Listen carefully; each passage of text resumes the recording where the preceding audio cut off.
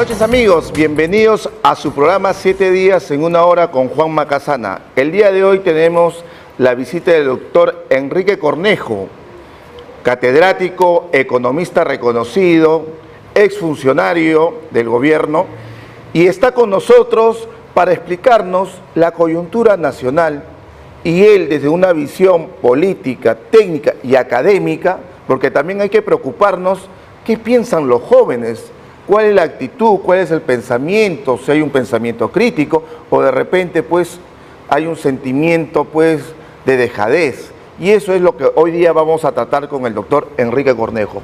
Muy buenas noches, doctor. Muy buenas noches, muchas gracias por la invitación y con mucho gusto para reflexionar un poco sobre nuestro querido Perú. Muchas gracias a usted.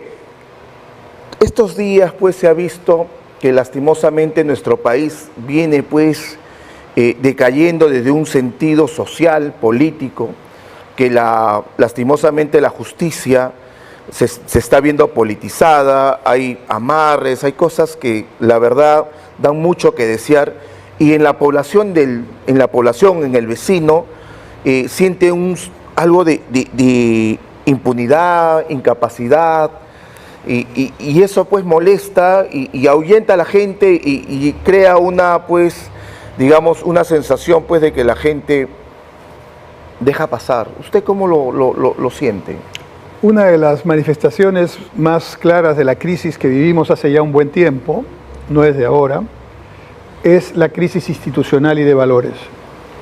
La crisis institucional ha topado a todos, empezando por los partidos políticos que deberían formar nuevos líderes, no los forman, que deberían tener nuevas propuestas, no las hacen, no las piensan, solo quieren llegar a las elecciones y ojalá tener algunos votos, algunos representantes o ganarlas. Eso es como si un equipo de fútbol solo quisiera jugar la final de la Champions League, ¿no? Y no quisiera jugar el campeonato previo. El fútbol se hace todos los días, la política se hace todos los días, no cada 4 o 5 años. Primer problema. Segundo problema, el Ejecutivo, que son los ministerios, la presidencia, en fin, ¿no?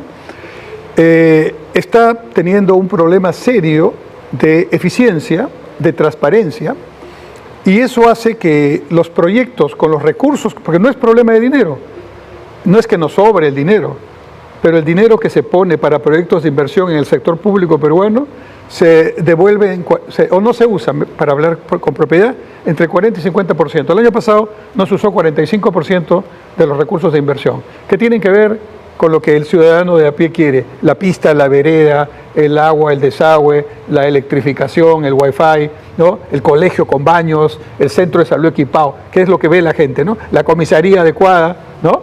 Claro. Eso no se ejecuta. Hay dinero, pero no se ejecuta. Y cuando se ejecuta, sobre todo en los gobiernos subnacionales, regionales y municipales, se ejecuta mal y a veces con problemas de corrupción, lamentablemente. Entonces tenemos a un Estado, digamos, en poder ejecutivo, en una situación... ¿Letargo? ¿En un letargo? Yo diría más que un letargo, está en una situación de descomposición, porque en política, en economía como en la vida, ¿no? Las cosas no importan solamente por lo que hay que hacer, sino por el momento en que tiene que hacerse.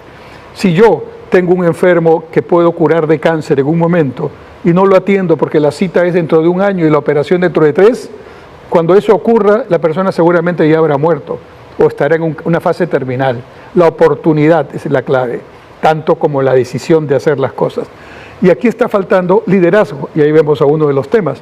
Y el liderazgo institucional es un liderazgo que tiene que ver ¿con qué? Con la educación, con la formación. Entonces vamos a un tema que va a ser transversal en cualquier conversación que hagamos. La educación del Perú está en una crisis que hace que no haya valores en nuestros muchachos, que no haya pensamiento crítico, es decir, la capacidad de, cuando yo escucho, leo o veo algo, la capacidad de discernir eso que estoy escuchando, leyendo, y darle mi propia interpretación con mi propia opinión. Pero basado no en mi idea solamente, sino en que tengo algo de fundamentos, algo de lectura, algo de seguimiento del mundo y del Perú que me permite tener ese ejercicio crítico. Eso no hay. Entonces somos, en buena parte de nuestra población joven, y lo digo con mucha tristeza porque soy educador también, somos receptores de titulares, que a veces son titulares falsos, que tienen una orientación política determinada. Y eso es gravísimo, Entonces no me tiene que sorprender que haya personas que llegan a la presidencia que no saben ni siquiera articular una entrevista periodística, menos hacer un programa de gobierno y mucho menos sustentar lo que piensan. Cuando se le preguntaba al señor Castillo por qué quería cambiar la Constitución, él titubeaba y decía, porque quiero una mejor educación. Señor, eso ya está en la Constitución. O sea que no es un problema de que esté escrito, sino que hay que tener un programa, un planteamiento, una filosofía en la educación. ¿Qué quiero del joven? Ya pensando en términos educativos, cuando termine la educación secundaria, ¿cómo debe ser ese joven? ¿No? Y él no tenía forma de articular eso, y era el presidente de la República. Pero no nos quedemos en Castillo. El tema va a muchos que están ocupando puestos ahora y que sin duda son el reflejo de esta situación. Entonces tenemos un poder ejecutivo en crisis, un poder legislativo que está en el peor de sus momentos históricos, con la más baja. Yo sinceramente pensé que hace 2 o 3 congresos ya habían tocado fondo, pero me he equivocado, ¿no? En realidad, voy a decirlo con pena también, porque hay personas que conozco en el Congreso que son congresistas y que creo que sí tienen, digamos, las capacidades como para desarrollar eso, pero son pocos, ¿no? Yo creo que el 80% de los congresistas actuales no deberían ni siquiera haber llegado, no digo a candidatos para el Congreso, sino a tareas básicas en una función pública, ¿no? Algunos de ellos no los conocemos porque nunca han hablado, y otros cuando hablan peor todavía, porque no queremos conocerlos. No queremos ya escucharlos, ¿no? No tienen idea de lo que están haciendo allí. Entonces, realmente mirar los puestos del Poder Ejecutivo o mirar las funciones del Legislativo como un trabajo que me da un sueldo es parte de esta crisis tremenda, ¿no? Sí, porque ahora, como usted dice, ¿no? Esta crisis institucional a todo, sea ejecutivo, legislativo, Poder Judicial, Ministerio Público, Junta Nacional de Justicia. No es de ahora, ya viene de años, ¿no? Y eso se da, pues, como usted muy bien lo dice, por uno de los pilares es la educación, ¿no? Los valores que vienen en casa. Pero eso se fue perdiendo poco a poco, digamos así, por una desidia, abandono de los gobiernos en su momento. Sí, yo creo que la educación siempre está en los discursos, pero, digamos, algunos gobiernos han hecho algunos temas en educación importantes, pero como no tenemos políticas de Estado, el gobierno que entra tiene por deporte ningunear lo que ha hecho el anterior. Es que ellos aplican su política de gobierno. Como lo hizo el anterior, yo no lo hago así, pues. Y esto no es un juego de adolescentes o de niños que están jugando a la pega en el recreo del colegio, ¿no? Como tú lo hiciste, yo no lo hago, ¿no? Esto es un Estado, y el Estado tiene que manejarse como se dice, ¿no? Con estadistas. Y los estadistas están ausentes en este momento en el Perú. Y para eso creo que se creó el famoso Acuerdo Nacional, pues, ¿no? Para darle sostenibilidad al pensamiento o a las políticas de Estado. Y el Acuerdo Nacional tiene más de 52, me parece, políticas de Estado, y están bien, son producto de horas inmensas de trabajo que han tenido muchas personas, que quiere decir que en el Perú sí hay gente que piensa. El problema es que esas políticas de Estado no son vinculantes, son como un documento académico, ¿no? Están ahí de referencia. Y el problema grave es que la ley electoral ni siquiera obliga a quienes van a presentarse a los diferentes niveles de gobierno a que lo lean. La ley electoral sacó a un candidato a la presidencia en la última elección, al señor, porque no había declarado una camioneta antigua que tenía una empresa donde él había sido accionista. Lo sacó de la competencia y permitió que estuviera el señor Castillo, que no había leído lo que decían que era un plan de gobierno, que no era un plan de gobierno. En realidad Perú Libre no debió ser aceptado, porque lo que presentó fue un manifiesto ideológico y no un plan de gobierno, incumpliendo la ley. Ahí empiezan las cosas. Y cuando ustedes que nos están viendo, los televidentes, pueden ir en este momento a la página web del Jurado Nacional de Elecciones, www.jne.gov.pe, entran a elecciones últimas, las del 2021, ponen plataforma electoral y ahí salen todos los partidos, creo que eran 18, con sus planes de gobierno. Vean por favor el de Perú Libre. Un manifiesto ideológico que no tiene una sola meta, que no tiene un solo análisis de lo que hay que hacer en 5 años de gobierno, ¿no? Y que el señor Castillo confesó en una entrevista que no lo había leído. Entonces, ahí tenemos un problema. Pero vemos varios de los 18 candidatos, tampoco habían presentado planes de gobierno. Entonces, un jurado que permite que se presente un candidato sin cumplir su propia ley, ya es un jurado que perdió autoridad, ¿no? Pero además permitió que la señora Dina Boluarte, actual presidenta de la República, se presentase, cuando ella estaba prohibida de presentarse porque era parte de un organismo electoral, que está prohibido que los funcionarios de organismos electorales sean candidatos, porque es como ser juez y parte. Ella trabajaba en RENIEC, como todos sabemos. No debió ser. Entonces por ahí empezamos. Entonces las reglas no se cumplen, y eso lo ven todos. Siempre hay ese doble discurso, ¿no? Ese doble discurso que hace que obviamente ya muchos digan, bueno, como aquí no se cumple, tenemos que hacerla del vivo, ¿no? Ese sentimiento, ese sentir de impunidad, ¿no? Porque dice, a mí sí me aplican, como usted dice, ¿no? Al señor Sillonis, por una pequeñez, digamos así, administrativa, dejadez, lo sacan, y la otra que no cumplía, lo continúa. vemos en este momento con la ex fiscal de la Nación que está suspendida ahorita, la señora, ¿no? Patricia Benavides. Patricia Benavides. A ella, por unos chats, unas copias. Unas copias sí, que no valen penalmente, la suspenden. Que la investiguen está bien, pero la suspenden, ¿no? Y con lo que está diciendo un colaborador eficaz, mucha de lo que está diciendo se está corroborando con las propias entrevistas que hacen los periodistas a los involucrados. Los involucrados están empezando a ser investigados por la fuerza de los hechos, pero no están suspendidos. Y reclamando el debido proceso. Y reclamando. Y no están suspendidos. Entonces aquí hay esa famosa frase que dice, para mis amigos lo que quieran, para mis adversarios o enemigos la ley. En los últimos días, ya que toca este tema de la ex fiscal y de lo que está pasando ahorita en la Fiscalía, en la Junta Nacional de Justicia, creo que estos hechos, estas personas que manifiestan todo lo que han armado contra sus enemigos, le han hecho daño al país, ¿no? Claro que sí. Es un daño doble o triple. Primero porque es ilegal. O sea, y todos los ciudadanos del Perú tenemos que ser tratados de la misma forma. Si hacemos algo ilegal o irregular, tenemos que ser investigados, y si somos culpables tenemos que ser, digamos, procesados y sancionados. O sea, aquí nadie tiene ningún beneficio especial.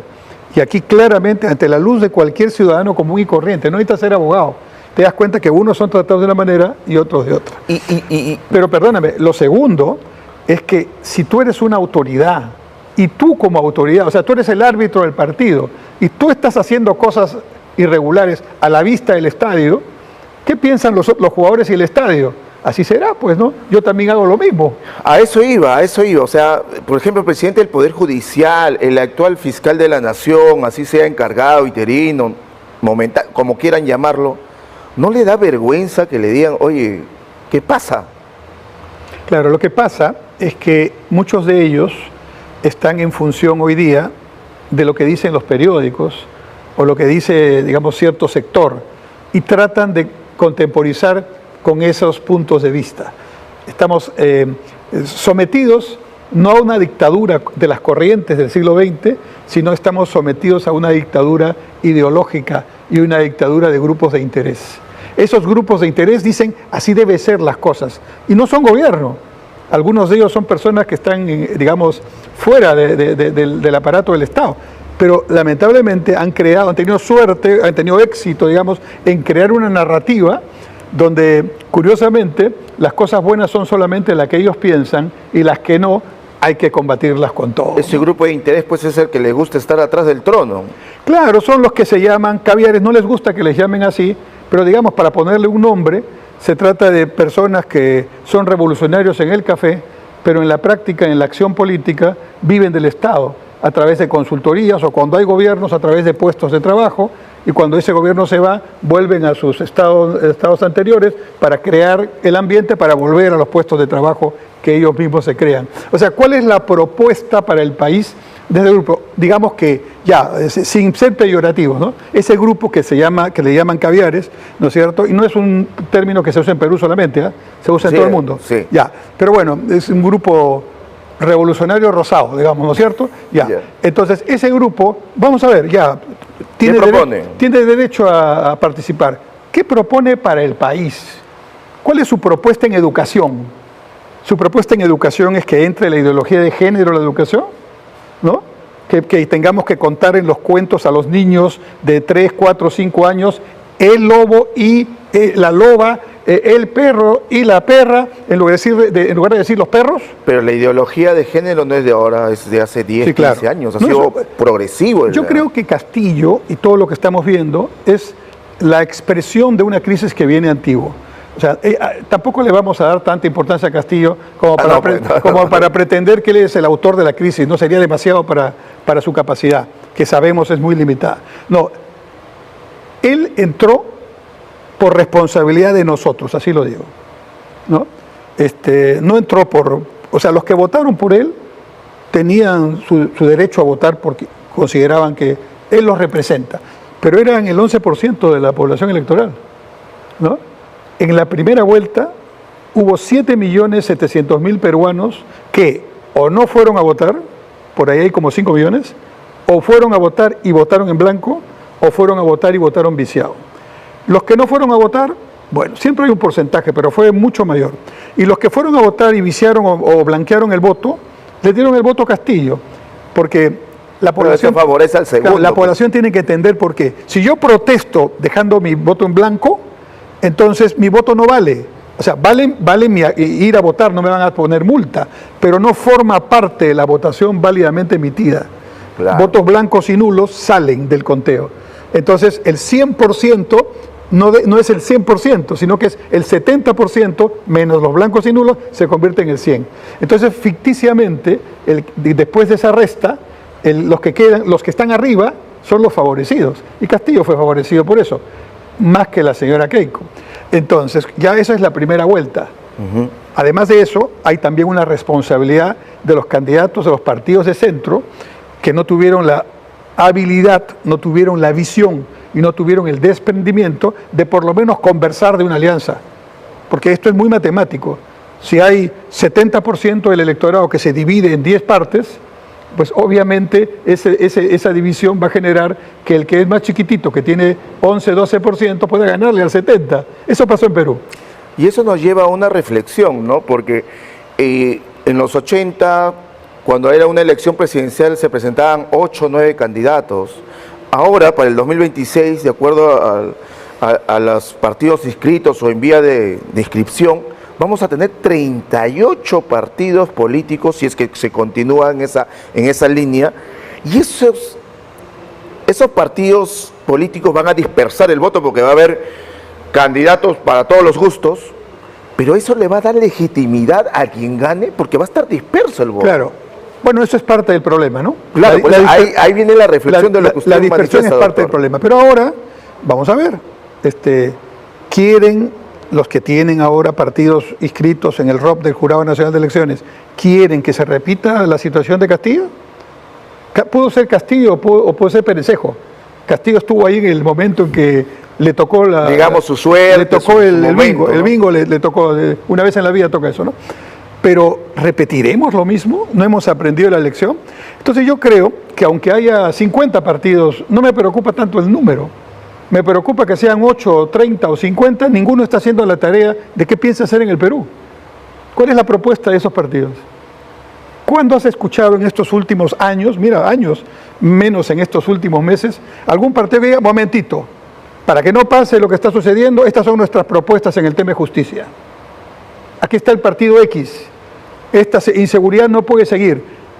Sostenemos que debe hacerse esto y pedimos al gobierno que haga esto que está en sus manos. Desde ¿Dónde el 2006, 2007, 2008, digamos así, hasta ahí, de ahí posterior, con Humala ya no había partidos que manifiesten Entonces, parte importante de esta crisis es el tema de los partidos políticos. Porque de ahí nacen los líderes políticos que van al Congreso, que van a los diferentes... De las universidades también. También las universidades y los colegios profesionales. Va a haber elecciones ahora pronto en el colegio... El próximo sábado, creo, de abogados, ¿no? Bueno, el colegio de abogados debería estar todos los días haciendo planteamientos en el tema constitucional, en el tema del derecho penal, en el tema de la relación institucional. Es su tema. Pero los colegios profesionales como que no salen, ¿no? Los presidentes de los capítulos, nuevamente, no hay aportes. Parte de la crisis, ¿no? Que hace que, si no tengo ideas, ¿qué voy a hablar? Pues? O sea, si no tengo que decir novedoso, ¿qué voy a hablar? Porque ellos son representantes de la sociedad civil. Y hay gente muy preparada. Pero estamos todos contagiados por el mar de la mediocridad. Y la mediocridad, lamentablemente, llama a puros amigos o amigas que son absolutamente negativos. La mediocridad llama a la corrupción. La mediocridad llama a más mediocridad, porque el mediocre, como es inseguro, porque no sabe, ¿no? Entonces no quiere tener asesores que sepan. Más que él, pero claro, se supone, porque para eso es asesor. Porque de repente va a quedar mal. Entonces busca mediocres, o menos mediocres que esa persona. Con lo cual es un contagio dominó de mediocridad impresionante. Entonces estamos en un mar de mediocridad. Nuevamente la educación en el trasvase de todo esto, en el trasfondo de todo esto. Y en esa mar de mediocridad, a veces, digamos, hay discusiones que parecen ser la vida o la muerte, ¿no? Discusiones como, por ejemplo, nos quedamos hasta el 26 o nos vamos, ¿no? Por supuesto, la decisión fue nos quedamos hasta el 26. Bueno, eso es lo constitucional, sí, y hay que defender la Constitución y defender la democracia, pero con ideas, con propuestas, no con cerebros que están absolutamente anquilosados, que están absolutamente orientados solamente a llegar y después ya veremos qué. ¿Y usted está de acuerdo, ya que tocó el tema del adelanto de elecciones? En su momento yo estaba en una situación muy, digamos, ¿cómo puedo decirlo?, de ambivalencia, porque por mí hubiera sido necesario un cambio, pero después viene la otra reflexión. Si hay una elección ahora, va a ser lo mismo. Porque en usted debe haber pues una pugna, ¿no?, entre el doctor Cornejo político, el doctor Cornejo técnico, el doctor Cornejo académico.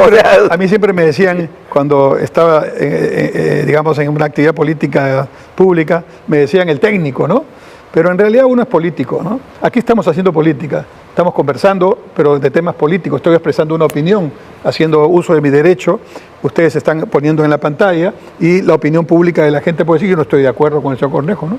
Y eso es la democracia, ¿no? Pero algunos tal vez pueden decir, oye, eso puede ser interesante. Entonces, ¿qué tienen que hacer ahí? No repetir lo que yo digo. Lo que tienen que hacer es ir a buscar, analizar, ir a ver si es cierto, investigar, conversar con otros, tener su propia opinión, y ahí hicimos algo diferente. Y ese ejercicio hay que hacerlo en todo orden de cosas.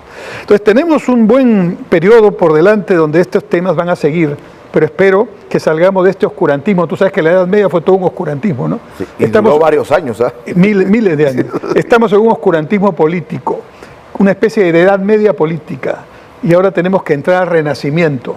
Pero el Renacimiento no puede ser con las ideas del siglo XX, y menos con las del siglo XIX, ¿no? Algunos de izquierda, yo respeto a todos, ¿no?, de izquierda radical aquí, siguen pensando en el Marx de 1800 y pico, ¿no?, de fines del siglo XIX. ¿Pero existe la izquierda radical acá, políticamente hablando, más allá de una ideología, porque no lo practican? Son nuevamente personas que primero tienen dificultad, mucho más que otros, para ponerse de acuerdo entre ellos. Miremos Perú Libre. ¿En cuántos grupos se ha dividido? Creo que en 5 o 6, dentro del Congreso. Entonces ahí nomás ya vemos una discusión que no es nueva, ¿no? Alfonso Barrantes, a quien tuve la suerte de conocer y tuve la oportunidad de conversar mucho con él, él decía, qué difícil es juntar. Él logró la Izquierda Unida. Claro. Es el único que logró ser el candidato de la Izquierda Unida. Pero en una conversación que teníamos comiéndonos un ceviche me decía, no sabes lo difícil que es manejar esto. Fulano de tal, sutano de tal, que eran sus compañeros, ¿no? No te imaginas todo lo que hacen ahí y están todo el día haciendo el tema para que no podamos avanzar. Él era pues uno de esos personajes que salen una vez, de vez en cuando, y que tenía esa vocación de buscar la unidad, ¿no? Pero también tenía una empatía y un carisma, ahora que lo hace recordar al señor Barrantes, ¿no?, que hacía que la gente se acercara. Sí, sí. Cuando los chistosos te captan, los chistosos, ¿no?, los cómicos, te captan el elemento popular y te captan la voz, ya significa que han conectado, ¿no? Y él conectaba, y además dejó un legado, ¿no? El vaso de leche. Y hasta ahora. Hasta ahora, más allá de sus problemas. Claro. Lo que quiere decir que los temas que interesan a la población no son tanto de ideología. Las ideologías son para los partidos, para enrumbar, para tener un norte, para no andar perdidos, para tener también una coherencia, unos valores, ¿no es cierto? Yo quiero que mi país vaya en este sentido, perfecto.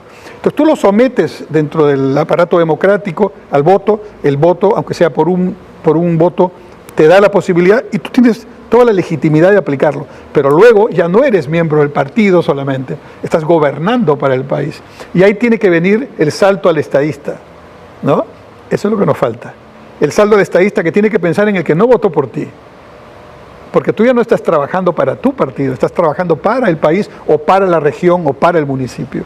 Entonces, ahí, ¿dónde se aprende eso? Se aprende en los partidos políticos que tendrían que tener sus partidos de escuela, como algunos los tuvieron en su época y ahora brillan por su ausencia. Bueno, toda esta crisis en verdad, como usted dice, pues estamos en una etapa oscura, ¿no?, de nuestra política y en nuestro país, y debemos salir para poder nosotros dejar un país pues por lo menos estable a nuestros hijos, a nuestros nietos, ¿no? Yo soy optimista, y soy optimista por mi lado universitario. Yo estoy ya 44 años de docente, tengo este año. Y por lo tanto, trabajo en San Marcos con mis estudiantes de negocios y trabajo en el doctorado también, soy el director de la unidad de posgrado ahí. Y yo veo a los estudiantes y yo creo en ellos. O sea, mira, incluso vamos a decirlo de una manera muy, muy fría, nosotros ya nos vamos, porque ya estamos en edad en que empezamos a pensar en la salida. Aunque quieran quedarse, los que quieran quedarse, no se van a poder quedar. Pero los que estamos en la salida ya no pensamos en cosas frívolas, digamos, sino en trascender, en dejar algo, ¿no? Bueno, entonces hay que ayudar a estos jóvenes, pero sinceramente, para que tomen la batuta. Voy a hablar de un tema que es un tema que este año se celebra, de los 100 años de la fundación del APRA, ¿no? En mayo se celebra el centenario. ¿Quiénes fueron esos jóvenes que en México enarbolaron la bandera de la Alianza Popular Revolucionaria Americana? Jóvenes de 20 y tantos años. Si hubieran habido líderes en ese momento de 50, 60, 70 años que dijeran, no, ustedes esténse ahí nomás, no, pero nosotros seguimos gobernando, no hubiera surgido esos partidos. No solo ocurrió en el APRA, ocurrieron en los otros partidos también. O sea, la generación del 900, a los que pertenecen estos jóvenes, también dio lugar a otros partidos, ¿no? La Democracia Cristiana, el Partido Popular Cristiano posteriormente, ¿no es cierto? El propio Partido Comunista, ¿no es cierto? Que ahí viene la famosa discusión entre Mariátegui y Yáñez, ¿verdad? Claro. Y el Partido Socialista, que se llamaba en su momento, ¿no? Son jóvenes de diferentes tendencias, pero que tuvieron la habilidad de pensar. Mariátegui escribió los 7 ensayos de la realidad peruana, para hablar digamos ya de eso, ¿no? Aya escribió el antiimperialismo del APRA, 30 años de primo, etc. ¿Dónde están los libros? Ya, no seamos muy optimistas. ¿Dónde están los artículos, los ensayos, los discursos que nos dan alguna señal de cómo avanzar en el siglo XXI de este tiempo? No sé, ¿dónde están? No están, pues, ¿no? Entonces hay que generar una nueva generación, hay que darle oportunidad. Pensadores, hay ideólogos. Sí, claro, que tienen que haber, y los hay, pero hay que darles la oportunidad, que den el sentido, que den el curso. El lineamiento. El lineamiento. ¿Por dónde vamos? ¿Nos vamos hacia Arequipa o nos vamos hacia Talara? ¿Nos vamos hacia Iquitos o nos vamos hacia el Asia-Pacífico por el mar? Alguien tiene que decir, este es el camino. Y en unos momentos regresamos con el doctor Enrique Cornejo para ver hacia dónde vamos, dónde está la luz.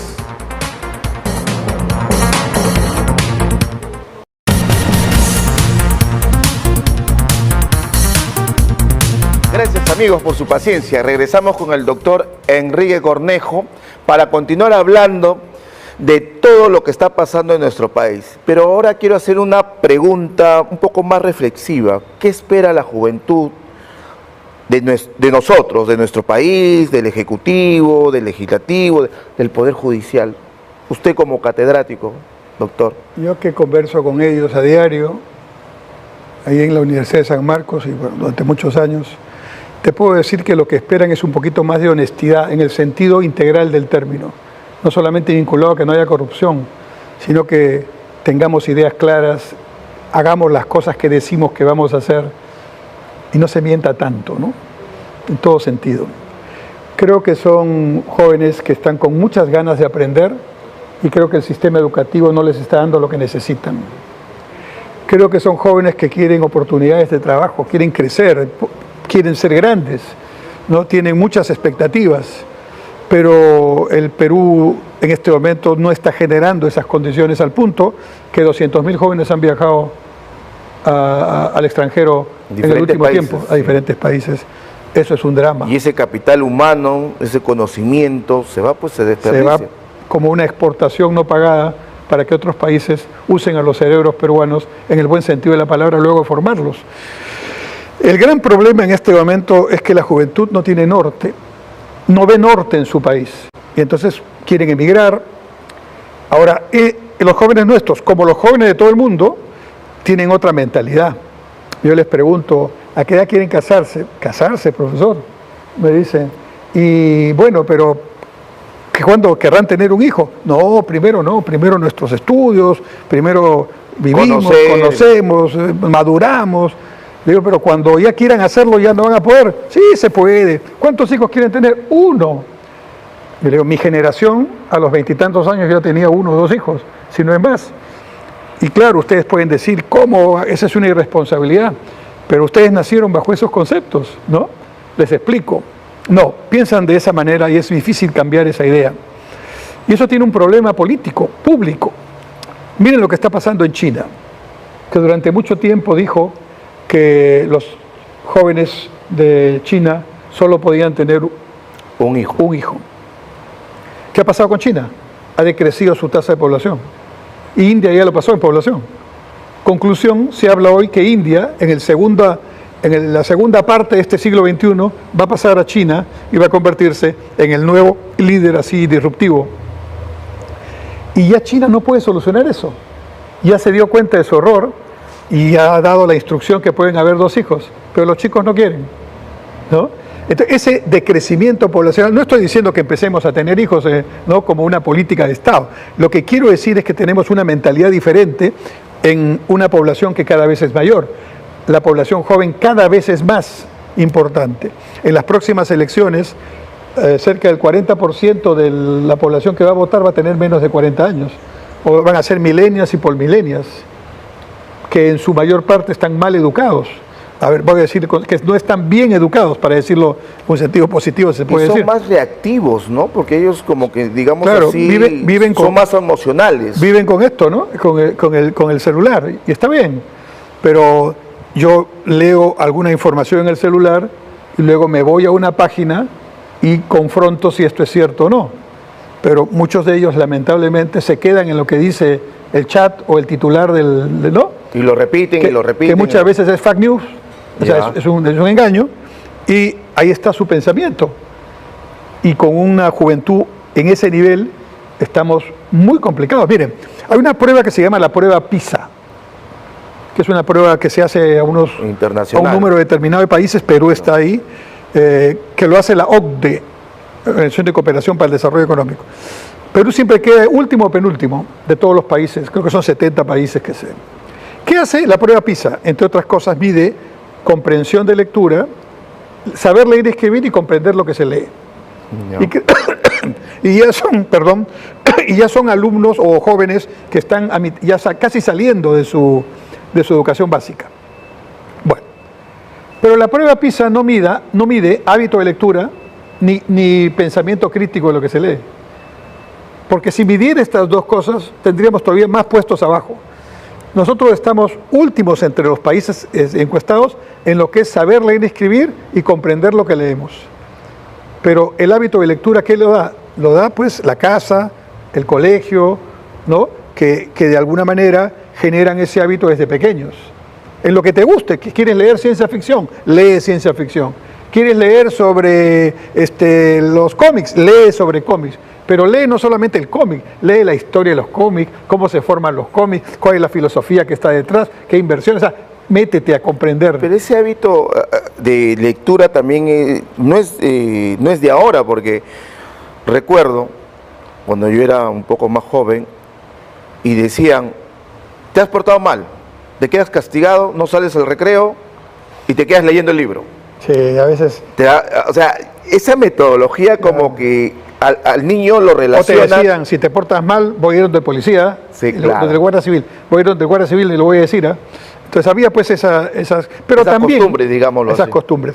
Pero también habían unas unidades escolares, unos colegios públicos, un colegio Nuestra Señora de Guadalupe, donde se formó la mitad o más de la mitad de los presidentes, ministros, gente que destacó en el Perú, y eran colegios públicos.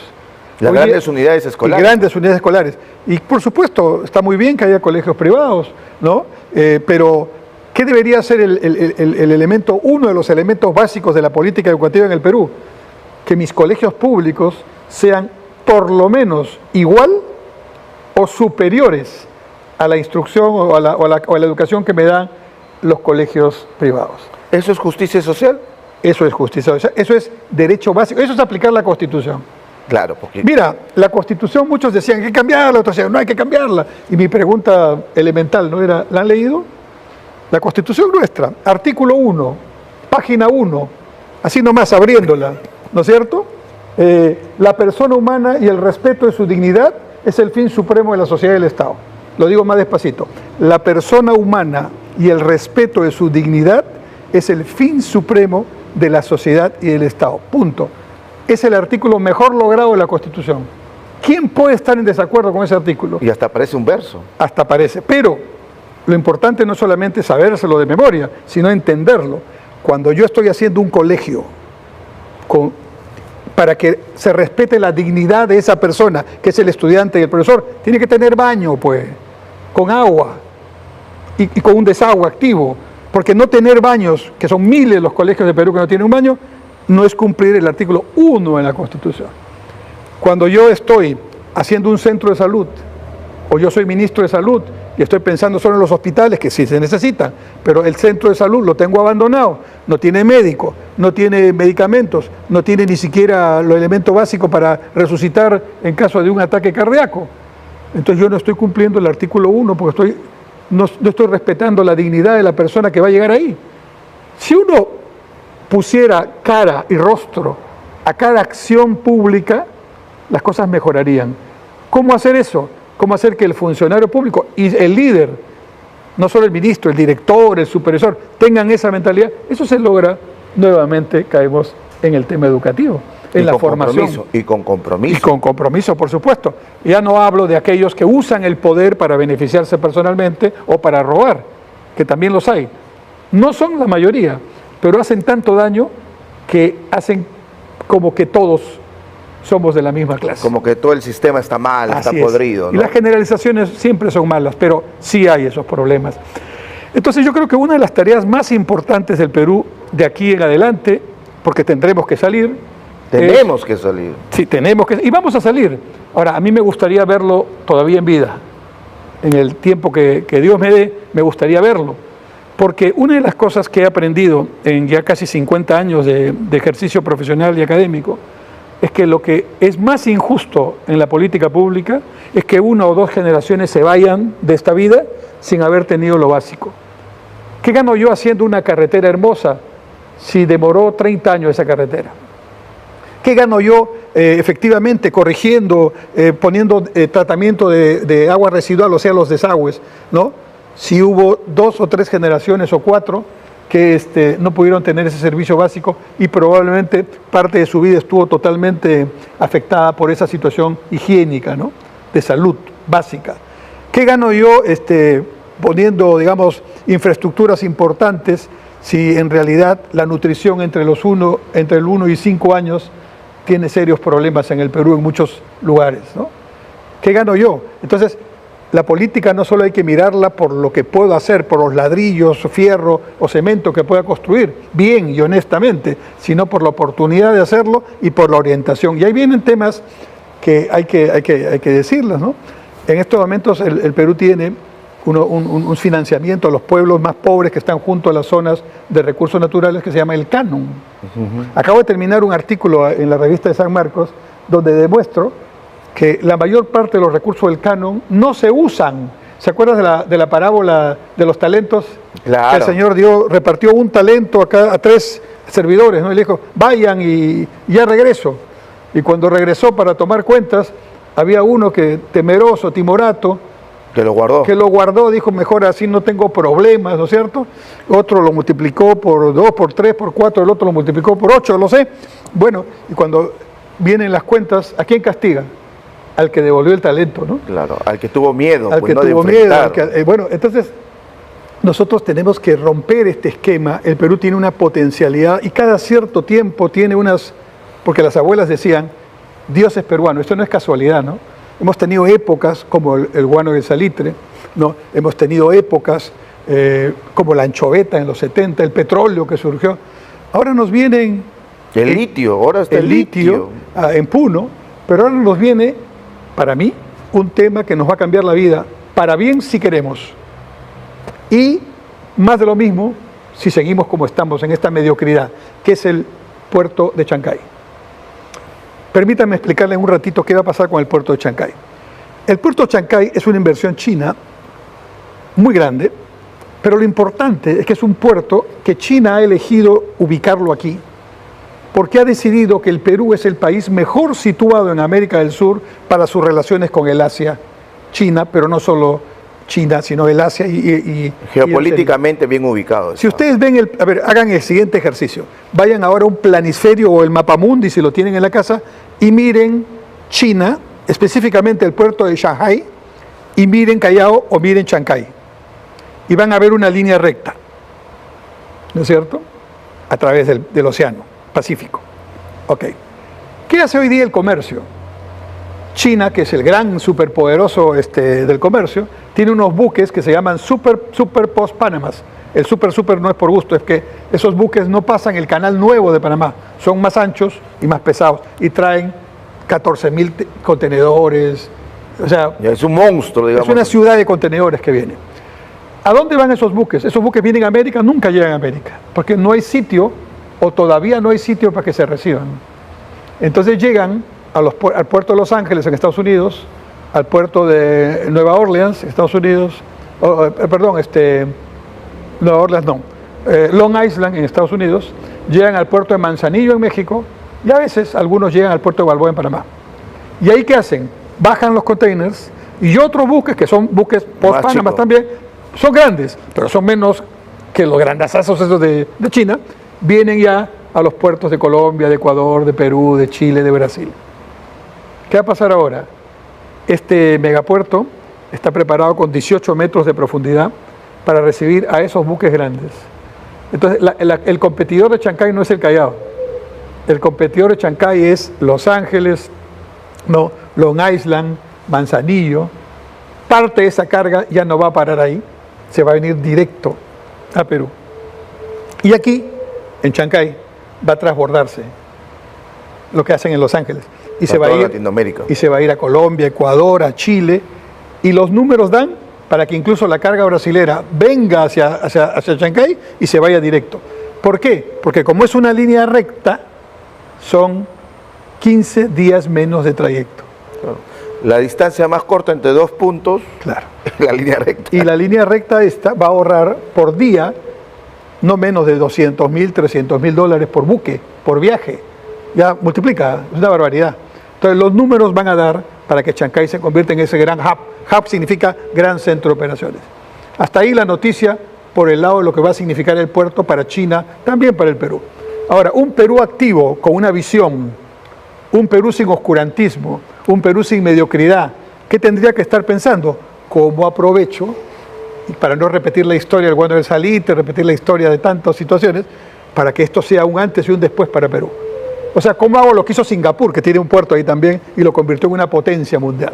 ¿No? ¿Cómo hago como lo que hizo Corea, que en su momento también tuvo oportunidades y dio un salto, ¿no? Entonces, para mí, esto es la oportunidad para que Chancay, Callao Puerto, Pisco Puerto, Aeropuerto Jorge Chávez, ¿no?, sean más las líneas del metro, más los trenes de cercanía norte, sur que están en proceso, y el centro, y el ferrocarril es un corredor logístico. Pues. Se cree el gran hub, pero no en Chancay, en el Perú. Claro. Y entonces, un ejemplo que ya está corriendo, esos buques van a venir aquí, después de un trayecto largo, pero menos largo que el que harían por el otro lado, y van a necesitar comida, casas, combustible, hoteles, servicios. Ahí eso ya está de por sí, eso va a generar una corriente importante. También puede generar, si no somos suficientemente estratégicos, delincuencia, narcotráfico. Claro, porque toda inversión trae cosas positivas y cosas negativas. Especialmente en los puertos, en las ciudades que albergan a los puertos. ¿Y qué tiene que traer además? Bueno, esos buques tienen que mantenerse, alguien tiene que hacerle el servicio de mantenimiento, el mantenimiento periódico, el menor, y el overhaul también si es necesario. Bueno, el CIMA se está preparando para eso, para ser el astillero de esos buques. Entonces, ahora hay que prepararnos para tener los depósitos, o sea, los lugares de almacenes logísticos mirando al Asia. O sea, nos tiene que cambiar la cabeza. Y seguramente alguien que está en Huancayo, o alguien que está, vamos a ponerlo más lejos, que está en Pucallpa, va a decir, bueno, ¿y a mí qué me va a beneficiar Chancay? Bueno, es que en realidad los brasileros, los chilenos, los colombianos van a empezar a venir a Chancay. Todos van a venir. Los chilenos están ya, yo creo que no lo dicen por dignidad, pero creo que ya tiraron la toalla. Puertos como San Antonio, Iquique, Antofagasta, que están mucho más al sur y son pequeños, ¿no? En su momento eran mejores que el Callao, pero el Callao ya lo superó, ¿no? Ya no tiene sentido, sino para operaciones menores, ¿no? Entonces, van a venir aquí, van a venir a Perú, van a instalarse en Perú, porque aquí está ya el hub, ¿no? Y eso va a cambiar la vida del Perú si nosotros somos estratégicos. Entonces, esto no es un asunto solamente de cuánto plata le puedo sacar al proyecto, que es la manera como vemos los peruanos a veces esto. No, ¿cómo mejoro la educación en el Perú desde este momento? ¿Cómo genero infraestructura no para el puerto, para nosotros, que permita que todo el Perú se beneficie? ¿Cómo genero carreteras transversales para que sea más fácil llegar al Callao, a Paita, a Chancay, a Matarani, de manera tal que fluya el comercio nuestro y de los vecinos? Creo que Chancay se va 4 o 5 años para que opere. No. Los chinos en ese sentido, como tú sabes, son un poquito democráticos, ¿no? Ya.